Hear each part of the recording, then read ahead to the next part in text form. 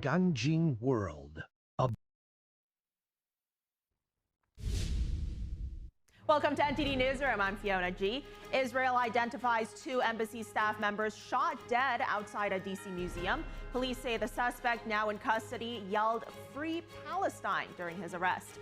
Hear the White House's response. On Capitol Hill, lawmakers have passed the GOP's budget bill after holding another overnight debate marathon. We'll have details on the vote and the changes Speaker Johnson made to unite the Republican Party.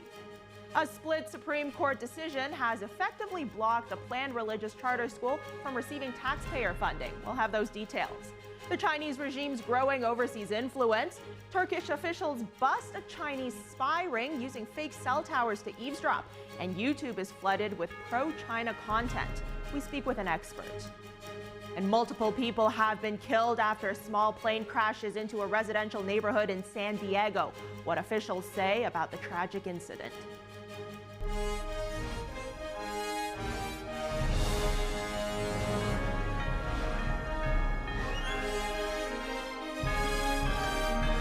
This is NTD Newsroom, live from our global headquarters in New York City.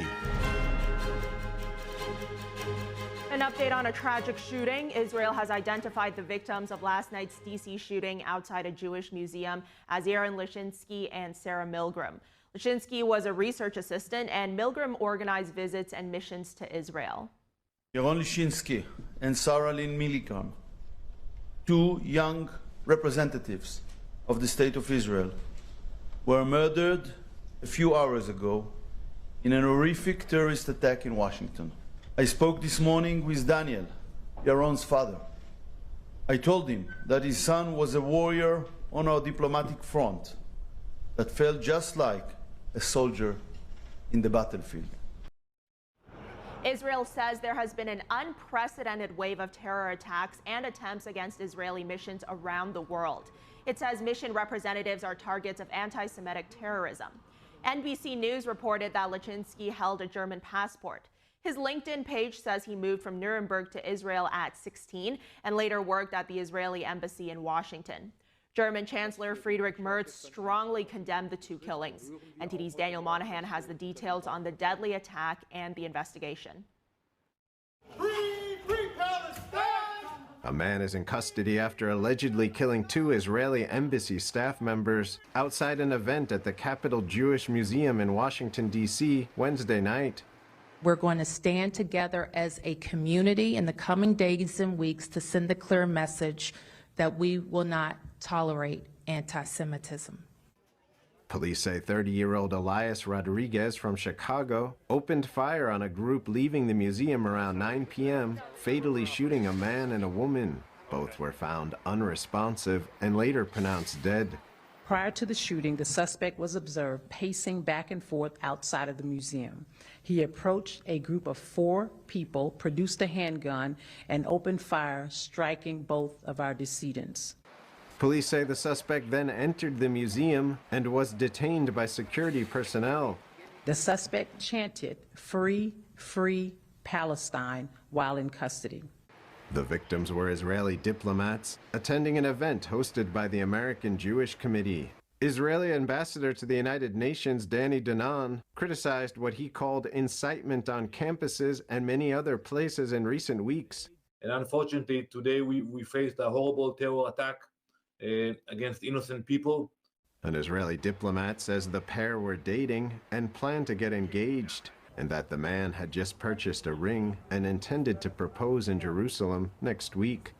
President Trump expressed his condolences for the families of the victims and said hatred and radicalism have no place in America. FBI Deputy Director Dan Bongino said early indicators point to an act of targeted violence. He confirmed that D.C. police and the FBI are jointly questioning the suspect. D.C. Field Office Assistant Director Steve Jensen reacted. Tonight, a heinous crime was committed, and the FBI stands with the Metropolitan Police Department to help not only investigate the homicide and provide support, but also to look into ties to potential terrorism. Secretary of State Marco Rubio condemned the attack as a brazen act of cowardly anti-Semitic violence, promising justice. Department of Homeland Security Secretary Kristi Noem called the killing senseless, vowing to, quote, bring this depraved perpetrator to justice. Attorney General Pam Bondi said she was at the crime scene with U.S. Attorney Jeanine Pirro, the top prosecutor in the district. Israeli Prime Minister Netanyahu said the world is witnessing the terrible price of anti-Semitism and what he called wild incitement against Israel. Daniel Monahan, NTD News. House Speaker Mike Johnson condemned the shooting, calling it a, quote, horrific attack, obviously an anti-Semitic attack. He also said, quote, our hearts and our prayers go out to those families that were affected. On X, Senate Minority Leader Chuck Schumer wrote he is praying for the victims and their families. He called the shooting, quote, another horrific instance of anti-Semitism, which, as we know, is all too rampant in our society. Vice President J.D. Vance said on X that his heart breaks for the two Jews who were murdered. He said, quote, anti-Semitic violence has no place in the United States. EPA Administrator Lee Zeldin posted a photo of himself and the female victim. He said he just met Sarah Milgram 2 weeks ago, adding, quote, she struck me as a young woman filled with life and positivity. Heartbroken to learn she was one of two tragically murdered last night. And Israelis in Jerusalem expressed their concern today after those two Israeli embassy staff members were shot dead. They say they're worried for their safety abroad. It's really sad. I think it proves that anti-Semitism and anti-Israeli, it's basically the same. They didn't choose the Israeli embassy. It's a Jewish museum, which means the hatred from Jews and the hatred from to Israel both aligned, and it's sad when we should fight it.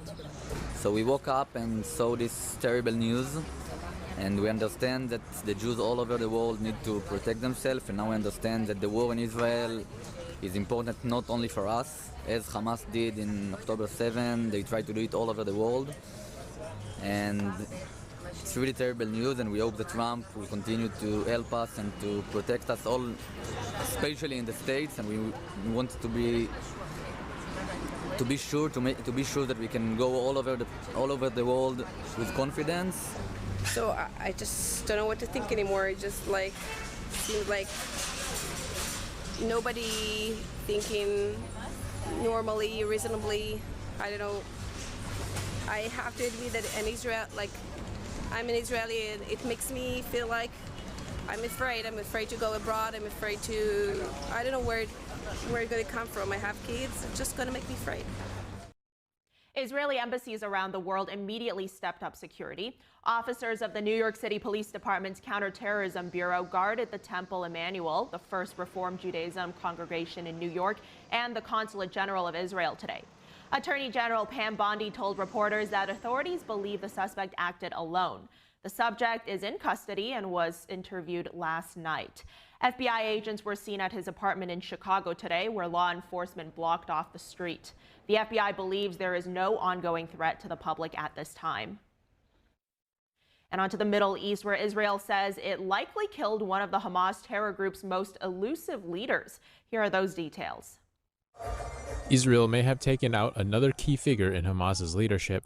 Mohammed Sinwar, believed to be a top Hamas commander and the brother of Yahya Sinwar, was targeted in a massive Israeli strike on the European hospital in Khan Yunis last week.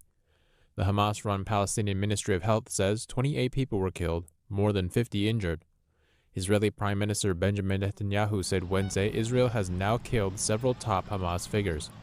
We eliminated tens of thousands of terrorists. We eliminated the leaders of the murderers Daif, Hania, Yahya Sinwar, and most likely Mohammed Sinwar. If confirmed, Sinwar's death would be the latest blow to Hamas leadership, but Israeli officials say it's not enough.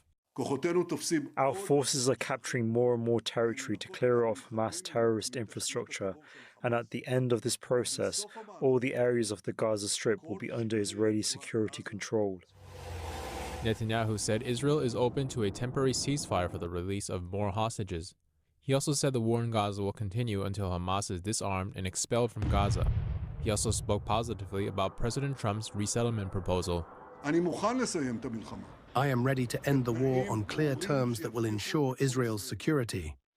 All the hostages return home. Hamas lays down its arms, steps down from power.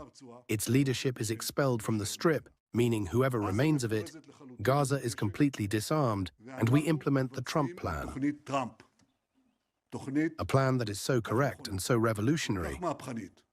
Israel says only 20 of the 58 hostages taken during the October 7th attack are known to still be alive.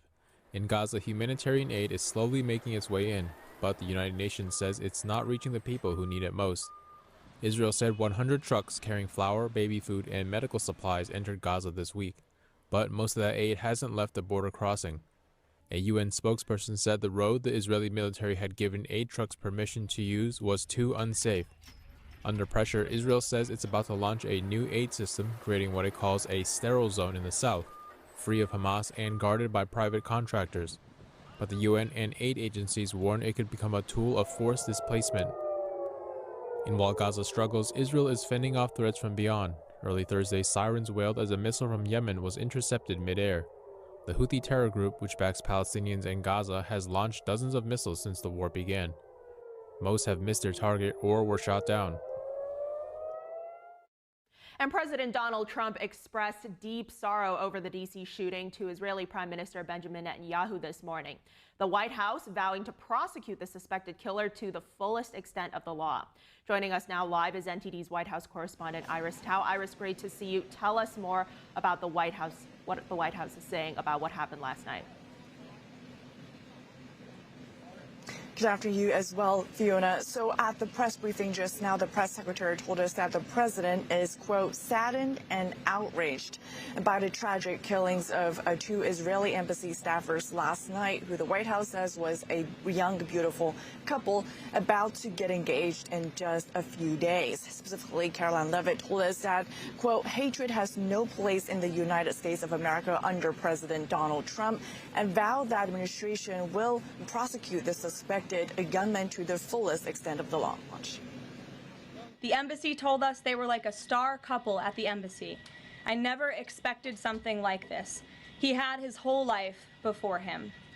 These words, especially every parent knows, are heart-wrenching. The evil of anti-Semitism must be eradicated from our society. I spoke to the Attorney General this morning. The Department of Justice will be prosecuting the perpetrator responsible for this to the fullest extent of the law.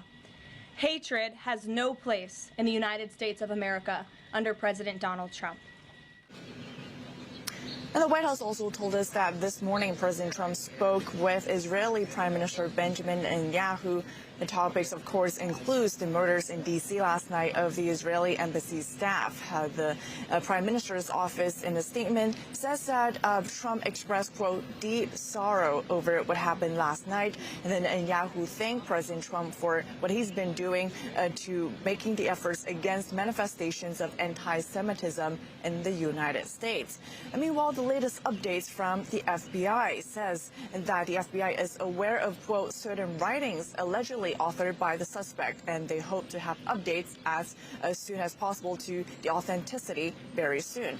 Shortly after the killing happened last night here in D.C., an account linked with the name and photos of the suspect posted a lengthy letter calling for violent retaliation over the war in Gaza that also referenced, quote, armed action as a valid form of protest. FBI Deputy Director Dan Bongino said in a post that the suspect was interviewed at around 1 a.m. last night, and that the agency believes that there's no currently any ongoing threat facing the public. Of course, we know that the FBI is currently doing its investigation into the suspect, including by searching the suspected home of his in Chicago today.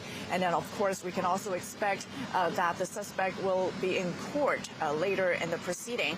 And meanwhile, also today, the Trump administration says that it is now eliminating the student visa program at Harvard University due to what they call, quote, pro-terror conduct at campus protests. We know that the Trump administration has taken numerous actions since it's taken office to eradicate what they call anti-Semitic as well as hate-oriented actions and biases, especially on U.S. college campuses. And today's action is a latest example of it, as is part of the consequence, as the administration says Harvard refused to comply with the administration's demand to turn over behavioral records of its own international students. Back to you. Iris, thank you. What happened last night was very, very sad, but I thank you for the update. When we come back, lawmakers have passed the GOP's budget bill after holding another overnight debate marathon. How could that affect border security? And a split Supreme Court decision has effectively blocked a planned religious charter school from receiving taxpayer funding. Stay tuned.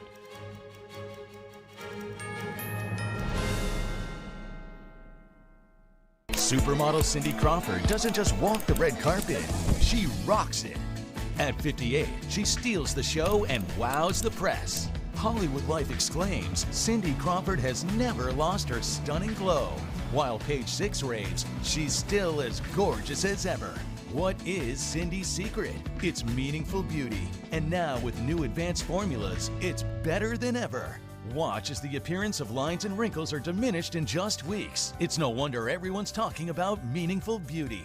My makeup artist said, your skin has been looking great lately. What products are you using? And I said, I'm using Meaningful Beauty. And she said, really? I've tried Meaningful Beauty before. I love those products. And then the other lady down in the trailer said, I use Meaningful Beauty. I love it. Our new and improved formulas deliver age-defying ingredients even deeper into the skin where wrinkles begin. And this brand new offer is Cindy's most exciting ever. Because when you order, you'll get Cindy's exclusive Super Brightening Duo, a $120 value absolutely free. First, you'll get 60 of our Revive and Brighten eye masks, the celebrity secret that visibly smooths, awakens, and restores the area around your eyes. Next, discover the power of our Vitamin C Biphase Brightening Oil for an immediate boost of glamour and glow. I'm not ashamed to say I am 53 years old. Thank you, Cindy. The total effect of this free gift package? A red carpet ready complexion. Get all this, a $300 value for just $49.95. But you must act quickly. Results guaranteed or your money back. So make the call or go online now and put yourself on the path to the most beautiful skin of your life.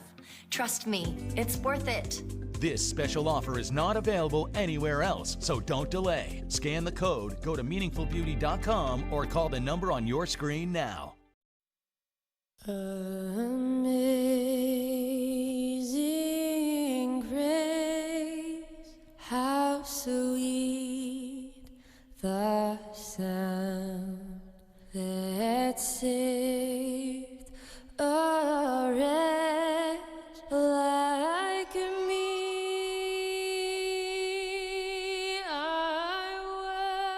They're just young people, hungry, homeless, and vulnerable. Covenant House is helping young adults facing homelessness.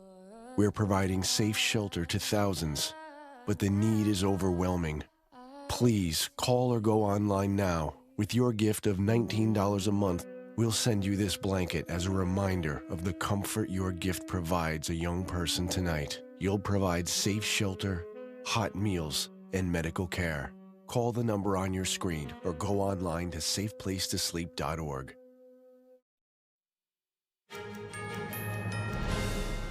Welcome back to Newsroom. Just this morning, the House passed the Republicans' big budget bill. The vote came after a marathon of overnight debate and last-minute deal-making.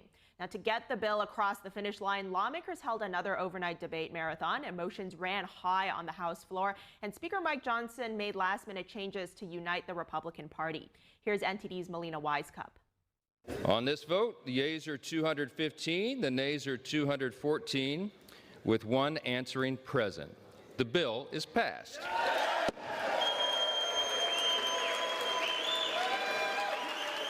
The vote came after a marathon of overnight debate and last-minute deal-making. Two Republicans, Congressman Thomas Massie of Kentucky and Congressman Warren Davidson of Ohio, voted against it. The more than 1,000-page bill makes Trump's 2017 tax cuts permanent, eliminates tax on tips, raises the nation's debt limit by $4 trillion, and boosts funding to help Trump carry out his immigration plans. Today, the House has passed generational, truly nation-shaping legislation to reduce spending and permanently lower taxes for families and job creators, secure the border, unleash American energy dominance, restore peace through strength, and make government work more efficiently and effectively for all Americans. President Trump echoed Johnson's sentiments on Truth Social, writing, "This is arguably the most significant piece of legislation that will ever be signed in the history of our country." After 20 hours of a marathon debate in the Rules Committee, several hours of debate unfolded on the House floor overnight. Republicans pointing out what they see as strengths of their budget bill, Democrats expressing strong opposition.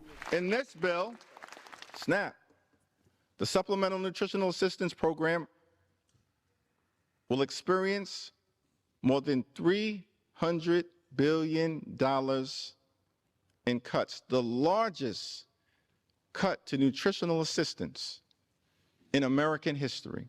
When is somebody going to finally do something about the fraud so that I feel comfortable that if I'm funding my government, it's going to go to help the people who deserve it, and not some 35-year-old kid who's fully able-bodied who's sitting in his mom's basement playing video games, getting over $40,000 in taxpayer-funded benefits while you're working 2 jobs. House Speaker Mike Johnson made last-minute changes to secure his party support. State and local tax deductions are increased for those living in high-tax states, and Medicaid work requirements will take effect next year instead of in 2029. Medicaid would no longer cover gender transition treatments for children or adults, and it rolls back tax credits for renewable energy sources. Some Republican senators have signaled their opposition to some parts of the House's bill, like the Medicaid portion. Senate Leader John Thune wants to make changes to the tax portion, and some senators have said they want to break apart the House's bill and pass the pieces separately. Reporting from Washington, D.C., Melina Weiskup, NTD News.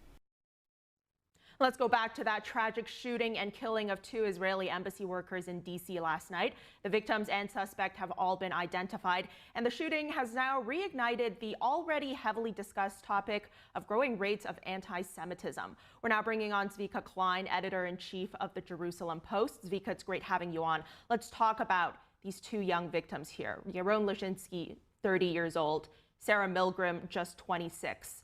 Walk us through what was going your mind, yesterday as you first heard about what happened, and then today as more information came out. I mean, this was a young couple that was just about to get engaged. Right, exactly. So first of all, thank you for having me. So here in Israel, it's actually the same day. We really woke up in the morning today, Thursday, and heard the reports, which were very tragic. These are 2 young staffers, as you mentioned, in the embassy. We're about to get engaged. The Israeli ambassador, Yechiel Leiter, just, spoke a few hours ago about the fact that Yaron actually bought an engagement ring for Sarah, and they were planning on getting married. So it's a very tragic situation. And also, I think one of the important things is they weren't leaving the embassy. They were leaving an event at the Jewish Museum. And I think the attacker, the 30-something-year-old attacker from Chicago, was not necessarily looking for an Israeli, though he did, that was, according to reports, his motive, but he was actually looking for Jews at a Jewish event. Now it so happens that they're not necessarily both Jewish. One of them is an evangelical Christian supporting Israel. But I think that was kind of what this attacker was looking for people who were Jewish, because he assumed that they supported Israel, which is true in this sense. Right, and when you look at that photo of the 2 of them smiling there, it's a very beautiful, young, bright couple. And we've heard from people who knew them, who are acquaintances or friends, and they said, people at the embassy, they all knew about them. They were almost like a star couple at the embassy. Sarah Milgram, she was supposed to visit Israel later this week. That's where her boyfriend was going to propose to her. Now, her father said in an interview with the New York Times after the shooting that he found it ironic that he was worrying for his daughter's safety in Jerusalem when she was ultimately killed right here in America. Yeah, I agree with that irony. I think, unfortunately, we're in an era where Jews all around the world are considered targets, whether it because of their faith, whether it because of their support, or even not support of Israel, right? Because someone could have went out of that event, which was, a mainstream Jewish event, but may have not necessarily been super pro-Israel, and also, God forbid, be attacked. So I think Jews all over the world feel this sense of fear and sense of survival that we've actually, as a nation, also been experiencing for so long. In the world stage, Israel is always perceived to be, the Goliath, and the Palestinians as the David. But actually, I think in many senses, Israelis see themselves as the David and as the one that's being, chased around the world and with one homeland to live in, but even there, not totally in safety. Right, and we've seen administration officials, lawmakers all offering their condolences. We've got EPA Administrator Lee Zeldin saying he just met Sarah a few weeks ago, and now she's gone. We got Secretary Rubio, President Trump as well. They all expressed their condolences and called for an end to anti-Semitism here in America. How do you think the administration is doing so far when it comes to combating this rise in anti-Semitism? Is there more, or what more can be done? So first of all, we forget this administration is really so fresh because they're just, getting a lot done or speaking about a lot of things. I think one thing they definitely kind of, put their tasks to is to combat anti-Semitism. I can't say, other administrations also spoke about it and tried to combat. But I think what we're seeing on university campuses now, and Ivy League universities, for the first time, universities like Columbia or Harvard are actually addressing anti-Semitism in a serious way because, their federal funding was at risk, et cetera. So suddenly we do have a situation where many institutions are starting to move and starting to take steps in combating anti-Semitism, as well as as threatening to have people who are not necessarily citizens who go to these universities, who hold anti-Semitic beliefs, or who have active in an illegal way, to have them leave the United States and not ever come back. And on the point of law enforcement, we're hearing Attorney General Pam Bondi. She's saying that if this suspect is ultimately charged, he's going to be prosecuted to the fullest extent of the law. What more in terms of law enforcement do you think needs to happen to prevent this type of violence and not just react to it? I mean, do you think there needs to be more of a security presence at similar future events? So that's the thing. There are security measures taken at every single Jewish event. I even know of synagogues that built cement walls in order to kind of keep their safety. So I don't even know how much more can be done. I mean, yes, you could send more patrol police officers, but at the end of the day, you can't have every single Jewish institution be secure 100%. So I think, as you were saying, law enforcement really has to also charge at the most extreme way and make sure that the media also kind of covers it, and that people understand that this is not only a crime, it's a hate crime, and hate crimes, should be taken in a more serious way. Right, and law enforcement, it's really, as I mentioned, reactive, right? It's usually there to try to prevent something, but ultimately it can only react when something's already happened. But from a cultural perspective, is there anything that you think could be done to address this issue of hatred at its root to prevent this type of incident from ever occurring in the first place? Well, yeah, I mean, I think as the days go on, we'll learn more and more about the ideology that invoke this type of violence and murder. But I think definitely, as I said before, in higher education, universities aren't doing enough in educating about the diversity of the American society, about different minorities. Yes, the Jews are a minority, though they are, a strong minority that's been in the U.S. for many, many generations, but still a minority, and still, the most hate crimes towards any single group is towards the Jewish community, and we're talking about 2% of Americans.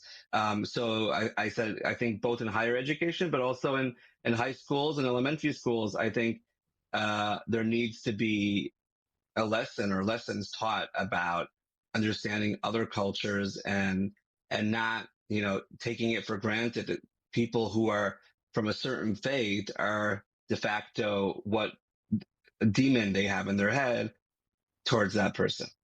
Absolutely. Zvika Klein, great having you on today. Thank you. Thank you. Moving on, with the House now passing the reconciliation bill, how could this affect border security? The bill allocates funds meant to crack down on illegal immigration while also cutting benefits to illegal immigrants already in the country. NTD's Arian Pazdar has the breakdown on the bill's effects. On this vote, the yeas are 215, the nays are 214, with one answering present. The bill is passed. House lawmakers on Thursday passing a reconciliation bill to fund the government. President Trump calls it the big beautiful bill.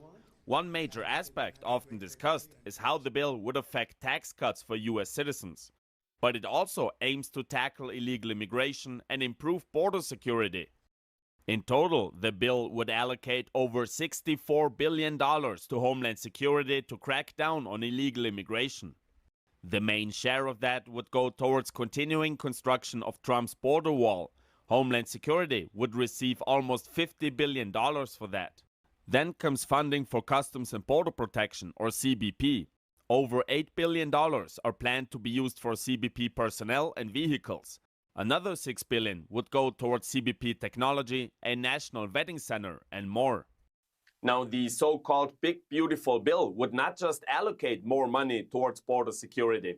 It would also end taxpayer-funded benefits for illegal immigrants already in the U.S. But in terms of new allocations, Border Czar Tom Homan on Wednesday praised those ideas. He says that the additional funding is needed. It's going to fund more ICE agents, of course, to go out and look for the bad guy, right? It's going to fund more beds, which we sorely need. It's going to allow us to increase transportation contracts, both on the ground and in the air, to get people to a flight line, get people removed from the country. We need to arrest 3 times the many people arresting right now, and more money is going to allow us to do that.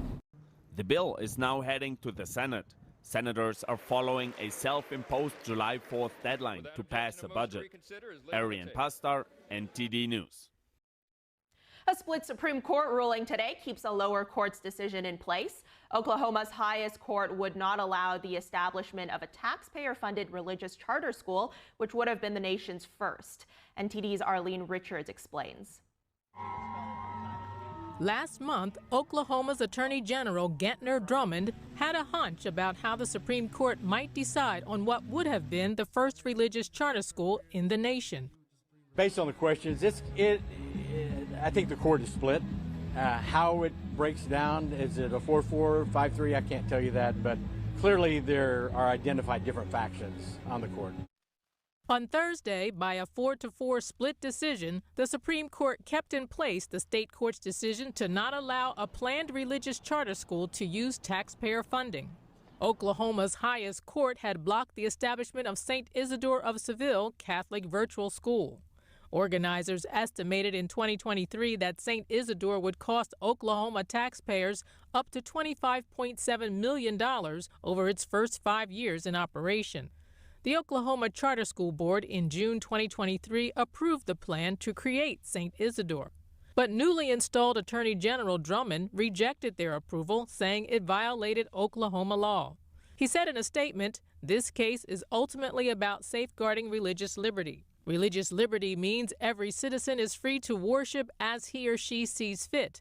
It does not mean the government should back religious indoctrination." Advocacy group Alliance Defending Freedom sued the state on behalf of the board. It claimed the state's decision violated the First Amendment. Attorney Jim Campbell explained why last month. In this case today, the court was asked to decide a very simple question. The question is whether the state can create a program, invite private groups to participate, and tell religious groups and religious groups alone that they can't be a part of the program. The simple answer to that question is they can't do that because the First Amendment, specifically the Free Exercise Clause, protects the right of religious organizations to be treated equally with others. Charter schools historically receive government funding, but they operate independently of the established state school system. The school planned to integrate religion into its curriculum, which would have made it the first charter school to do so. Justice Amy Coney Barrett recused herself from the case, leaving 8 justices to decide the outcome. When there is an even ruling, the lower court decision stands. Arlene Richards, NTD News. A plane crash in a military housing neighborhood in San Diego early this morning has left at least 2 people dead. Video captured by a local resident showed a fiery scene after jet fuel ignited several nearby vehicles and homes. Local officials provided an update on the incident. So crews arrived on scene. The initial crews have found multiple houses and cars on fire. We had reports of a plane that had crashed in the neighborhood. It was unknown whether it was a military or a private plane. When they got on scene, they initiated quick attack of the fire and upgraded this to what we call an Alert 5, which is a plane off the field, followed by a second alarm, so we had enough units on scene. We were able to work with San Diego PD, evacuate homes across the region as we came through here and evacuate everything to the south of us. We were able to knock down those fires. At this time right now, we were able to say that no one was transported from the scene. So we don't have anybody that was transported off the scene, which is great news for us on this one. Fire was knocked down. We do have one stubborn car fire that will not go out to the south of us. So if you do see little wisps of smoke behind there, that's what that's from. At this time, we're continuing to fight the fire on that car fire. Everything else is out from the homes down the way. Flames could be seen engulfing multiple vehicles as their alarms rang out into the early morning. Authorities said 5 people from a single family were hospitalized for smoke inhalation. Another person was treated at a hospital for injuries sustained while fleeing out of a window.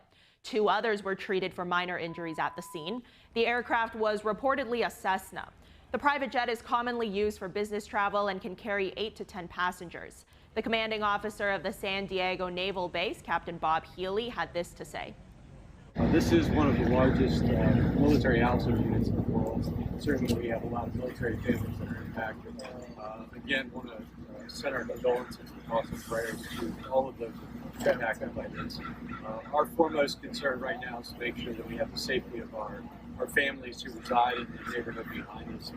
We are doing that down the street at Miller Elementary. We really appreciate the local cooperative efforts to make sure that our military families are taken care of. So that'll be primary going forward. And again, our thoughts and prayers going forward. So thank you very much.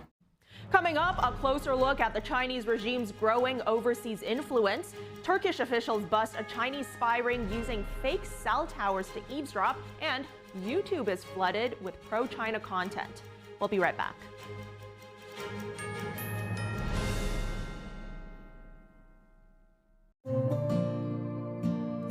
Imagine a coffee that cares for your health.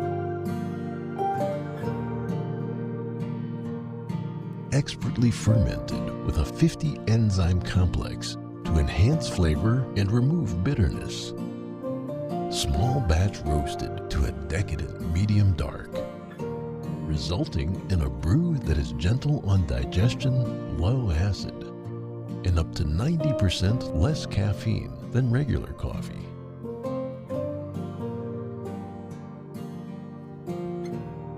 Try America's first enzyme fermented coffee today.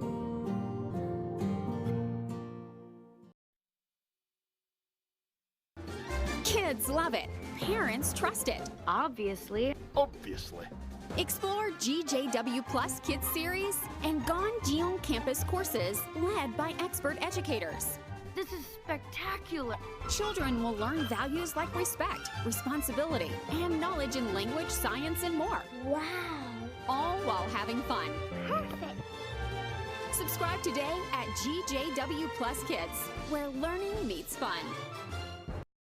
Discover the ancient secret to vitality and longevity with Puretang Black Ginseng. Crafted from premium 6-year-old Korean ginseng, each root is carefully nurtured for over 2,260 days, undergoing a traditional 9-round handcrafted process of steaming and drying to unlock full potency and absorption. Experience pure, natural energy with Puretang Black Ginseng. Order now at puretang.com. Being a cowboy, I don't know anything different from when I was 3 or 4 years old.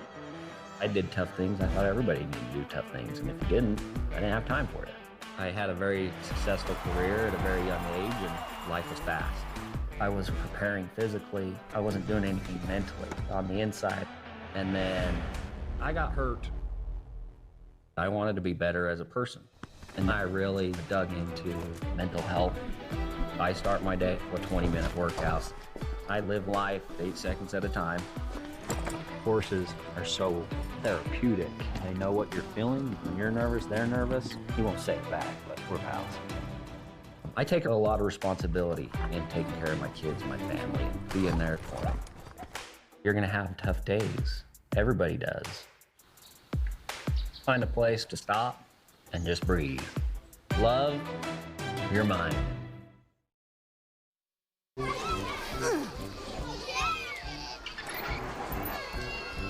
If you love them enough to crawl into a play place to get them to come down, then surely you'll check nhtsa.gov/the right seat to make sure they're in the right car seat.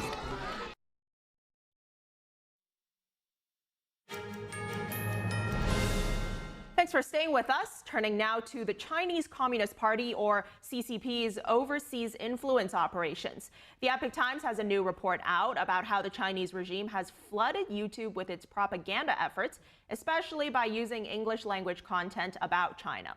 Now, this is part of the CCP's unrestricted warfare doctrine, and the goal here to depose and replace the United States as the world's leading superpower. Joining us now to discuss this growing concern is National Security Advisor Casey Fleming.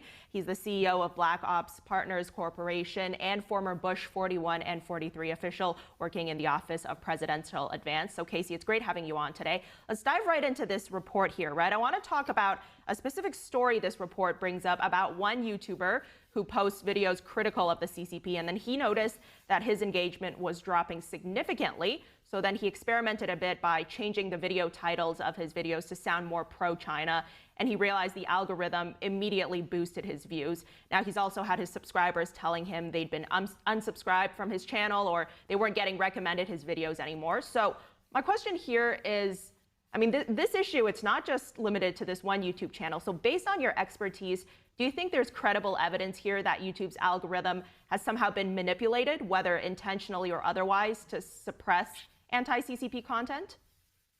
It's absolutely very possible, and it's happening across most media platforms that you're seeing these algorithms that are pro-China, actually pro-CCP, and anti-US. So it inflates the CCP propaganda while deflates the US position in the world. So it's not just on YouTube that we're noticing it. We're noticing it on many, many other platforms, social media as well as mainstream. Well, Google, which owns YouTube, it's over the years removed well over 100,000 CCP-linked accounts from their platforms. These are accounts that are identified as being part of the regime's influence operations. Now, YouTube, it told our sister media, the Epoch Times, that they're working to counter all of this state-backed influence. But what do you make of the reports that some of these YouTubers, some of them who are very influential, have actually been offered money or cryptocurrency to post pro-China content or content against organizations that the CCP is against, such as Falun Gong? How common are such covert sponsorship influence operations? It's getting to be more and more common, and it's very common day that it's happening. It happens with protests in the streets around the world. They're paying protesters to inflate the message or to carry the message that the propaganda and the narrative requires. So that payment is done not just on YouTube that we're seeing it across those platforms, but really across the board. They're being paid to protest, to go online and act as influencers. Even influencers are offered Bitcoin to influence and and be very pro-CCP and anti-liberty and anti-freedom. In fact, there's influencers that are offered trips to go to China, sponsored to be kind of VIPs through China and only see what CCP wants them to see, and then come back and report on it. Report on it while they're there and report on it when they come back. So what a wonderful trip that they're treated like a VIP and to show only the positive and not the negative of a communist regime. Again, people need to understand this is a communist regime, and its arch enemy is freedom and liberty, and it cannot coexist with freedom and liberty. So it is not just that the CCP wants to replace the United States on the world stage. They want to completely defeat and take over the United States. And the CCP will never coexist with any other entity. Well, how effective are these types of influence campaigns really when it comes to swaying public opinion in a certain direction? Sadly, it's very effective. And people need to be aware that their critical thinking is being attacked all day, every day, to where they're not able to critically think, and they just act like sponges in taking this information as the truth. And that just goes, it's on any social media platform, and they have to understand that it's their critical thinking that is being attacked and eroded to where they really just accept whatever comes across the channel. And it doesn't matter really what channel it is, because the CCP is solid in most and actually all top channels of social media. It's weaponized against the United States. Social media is a weaponized platform. That's what we've seen over the years, and it's becoming even more weaponized. Then you have to add in the capability of artificial intelligence that basically makes it exponential from that standpoint. But it's a very serious concern. It's cognitive warfare, and that's part of the unrestricted warfare. The large umbrella is unrestricted warfare. Well, I got to say, I'm really glad. My parents always told me, don't believe every single thing you see online. But from a national security perspective here, Casey, I think it's very concerning that the Chinese regime, which is very much adversarial to the U.S., is able to exploit such a hugely popular American company like YouTube. It's standard operating procedure. They use money. If they don't do it with money, they use blackmail. They do honey potting. They do numerous things. They mostly achieve that. Well, they absolutely have achieved their goal, but in certain cases, they have a saying, old Chinese proverb, water will always find its way downhill. Past a tree, past a rock, but water will always find its way downhill. And that applies to their espionage. So this is really, nobody will really come out and say it, but those of us in the top, the front line and the top of the pyramid in national security will tell you this is what World War III looks like. This is exactly what World War III looks like. And the CCP fully intends to win it without ever having to go to a hot war or a conventional war. What I would like every parent to know, and every adult to know, that every time you pull that phone up to your face, envision it to be a loaded gun. We are actually at that point in our society with the effect of technology, the addiction of social media and technology. And so when you pull that phone up to your face, you realize it is not this innocuous, fun device. It is a weapon that your enemy is using against you. So again, when you pull that phone up to your face, envision, or your child's face or grandchild's face, envision that to be a loaded gun. That's really what we want you to know from a national security standpoint. Okay, well then how could or how should YouTube or other platforms respond when these foreign regimes exploit algorithms to push propaganda? Well, YouTube, which is Google, in my opinion, is a US-based company. Therefore, it is obligated to defend the Constitution on the right of free speech, but at the same time, not false free speech and communist regime using our open systems and our open society against us. And so we have to protect ourselves from that. And the problem is the government is way behind the curve. Our Bill of Rights came out 230 plus years ago. It doesn't cover the electronic piece of it. So there needs to be an electronic Bill of Rights. So it stands up for the Constitution and the Bill of Rights with person's individual data and their right to privacy, and also in a defense mechanism.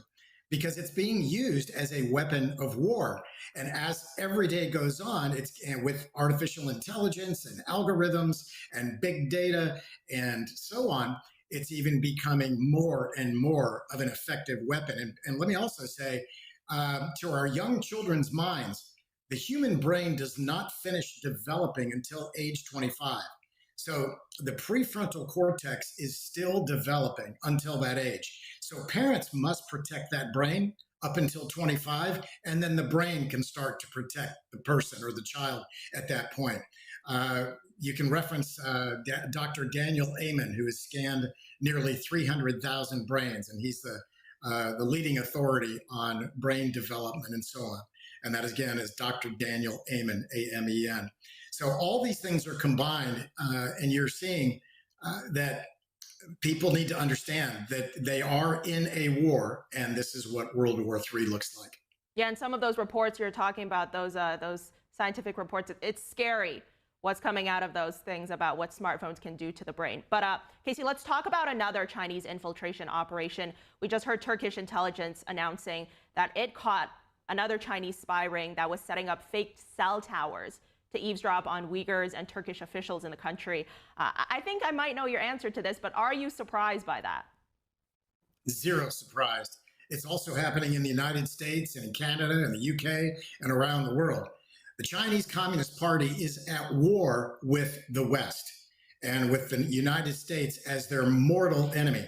Communism cannot exist with liberty and with freedom, because liberty and freedom render communism obsolete. And when I'm saying communism, I'm also talking about Marxism and socialism, and grandly illustrated and shortened, that Marxism and socialism are the weakening and the softening of society, and communism is the hammer that takes it down. The CCP is the grand puppet master of this movement, of this world war, and underneath it is Russia, Iran, Pakistan, North Korea, several others, and underneath Iran are the terrorist organizations. So this is what World War III looks like. This has been building for many, many years, and in fact, Wall Street has been helping fund it. We help fund it as individuals by voting every day with our wallet. Every dollar spent in China or companies invested in China is investing in the demise of democracy and freedom, and the demise of our children having to go to war. So, and that are fighting against this piece of, and will continue to have to fight against it. So it's a complex situation. The American people need to really wake up and understand what's going on. But that is not a surprise. Espionage is happening all day, every day, in not just every Western country, but even those countries, even inside China, because that's a way to monitor and control their population to keep them in line under full-blown communism. Well, Casey, to me, the brazenness of it all is really quite unbelievable. They're spying on officials in their own country. They're smuggling all this equipment into the country. They're draining hacked bank accounts to fund this entire operation. And as you mentioned there, this type of operation, it's definitely not limited to just Turkey. But my question here is this type of action and brazenness a result of the CCP having full confidence in itself and its abilities? Or is this more of a case of like a wild animal backed into a corner with nothing left to lose? It's actually both of those, okay? So the communism is a paranoid religion. It's a religion. It has to replace God, and it replaces it with the chairman of communism. So to keep that religion going and keep it working, they've got to eliminate all threats to that religion and to that leadership, that communist regime. So that's really what's going on behind the scenes. So if you've got any dissenting voices, they are attacked full frontal, stealth-wise, as we mentioned before. It's done through unrestricted warfare, just below the surface where it's not really noticeable. But the brazenness shows the maturity of the Chinese Communist Party after decades of building unrestricted warfare for eventual takeover of the Western world. and eliminating freedom. And that's what that means. That means eliminating freedom. So what does that mean? I get that question a lot. What does that mean to me, Casey? And well, the answer is, do you like to go to movies? You're only going to watch movies that are propaganda and that are passed through the communist regime. Anything on your cell phone, your smartphone, information, education taught to your children, all that is now part of a communist regime. You don't have freedom anymore. And incidentally, the Americans will be reduced down to basically slave labor. I hate to say it, it sounds very, end of the world type of stuff, but that's exactly where we are today. And the more that the CCP comes out on their successes and their brazenness and their advancement and maturity into their strategy of unrestricted warfare, the more we are coming out and telling everybody and telling everyone what the truth really is. Well, I think that this should really be a blaring red warning bell to the U.S. and other free democratic governments. But Casey Fleming, extremely important conversation to be having. Thank you for joining us today. Thank you for having me. Moving on, the Army is preparing to celebrate its 250th birthday in grand fashion with tanks, troops, and a parade through the nation's capital. The Department of Defense said the first M1A2 Abrams tanks began rolling out of Fort Cavazos, Texas yesterday, bound for Washington, D.C. Most of the journey will happen by train, with Fort Cavazos relying on its in-house rail yard facility to move the 140,000-pound tanks.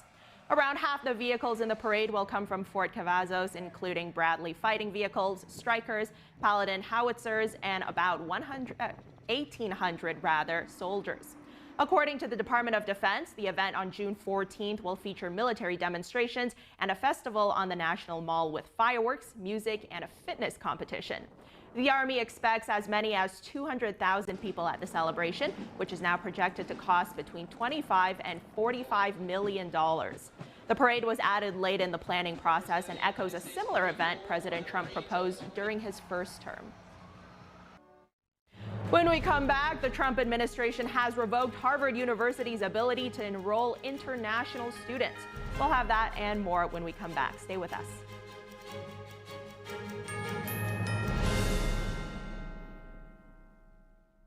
If joint pain from aging is slowing you down, Omega XL can help you get back in the saddle, just like it did for John Walsh. Today I'm here at my ranch exercising some of my polo ponies. Got to be really fit to ride these horses. So as you get older, it gets tougher. I was starting to suffer some of that business, and then I ran into somebody who said, look, you should try Omega XL, and look what it's done. I feel better than I felt in the last 30 years.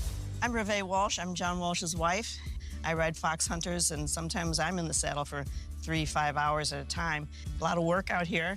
I wouldn't have been able to do this. Muck a stall, throw hay, do all the things that needs to be done on a ranch a couple years ago. But Omega XL gave me the ability to get back in the saddle. It works great. Once you try it, you don't want to be without it. Makes a huge difference. It does. Take it every single day, and you know, there's a benefit. It's made you a lot nicer to me. If you've been living with pain, it's time to get this special offer, the Omega XL, the joint health supplement that millions have trusted for more than 20 years. Omega XL, it's sourced from the green-lipped mussel, exclusively found in the pristine waters of New Zealand, some of the cleanest waters on Earth. Omega XL, it's natural, drug-free, and it's backed by more than 40 years of clinical research that show it really works. Try Omega XL today. Pick up your phone and call the number at the bottom of your screen right now for a special offer. Buy one, get two free. 2 bottles of Omega XL plus Vitamin XL D3, a value of more than $100. But call today and you pay only $39.95. That's a savings of more than 60%. Plus, it's backed by our 60-day money-back guarantee. Try it. You got nothing to lose. Call or go online right now to get this special offer. 2 bottles of Omega XL plus Vitamin XL D3 for only $39.95. Call now.